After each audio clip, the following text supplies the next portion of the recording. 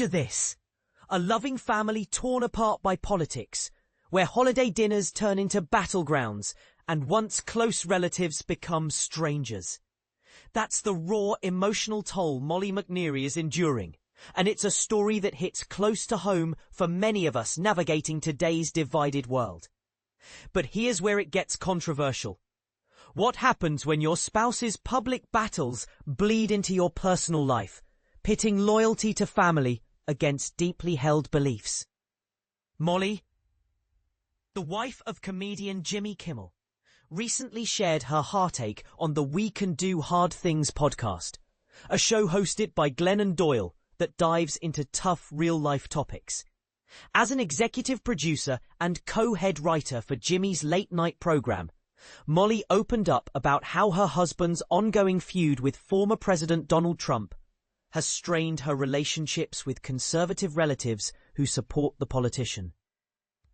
It's definitely been challenging, she confessed, painting a picture of the emotional weight she's carrying. To put this in perspective for beginners, this feud isn't just about name-calling on TV. It's rooted in Jimmy's sharp critiques of Trump's policies during his monologues, which have sparked heated debates and even led to threats against the show. For Molly, though, it's personal on a whole new level. It hurts me so much because of the personal relationship I now have, where my husband is out there fighting this man, she explained. She sees her relatives' votes for Trump as a direct rejection of her and her family, making family gatherings feel like minefields.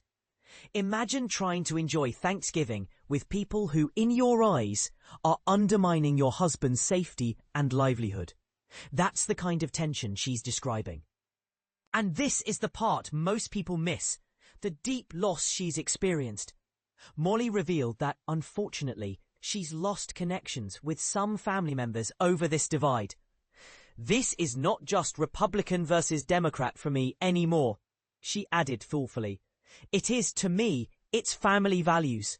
She grew up embracing Christian ideals, like caring for the sick and the poor, and she feels those principles aren't being upheld by the current Republican Party. This isn't just political talk. It's a clash of core ethics that can make forgiveness feel impossible. For those new to these discussions, think of it as a classic example of how politics can amplify personal betrayals, turning abstract elections into very real emotional wounds. I feel like I'm kind of in constant conflict, and I'm angry all the time, which isn't healthy at all, she continued, highlighting the toll on her mental health. Every news story about Trump's actions now triggers anger towards specific aunts, uncles, or cousins, as she blames them for enabling the situation. It's a cycle that's hard to break, and it raises a bigger question. How do you maintain peace in your own home when the outside world feels like it's invading?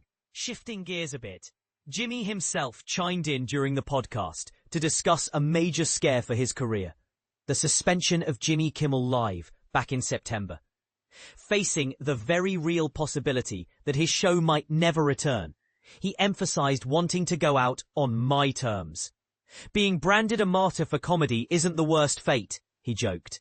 But it wasn't his preferred exit. After all, as a comedian, he thrives on control over his narrative, not having it dictated by external forces.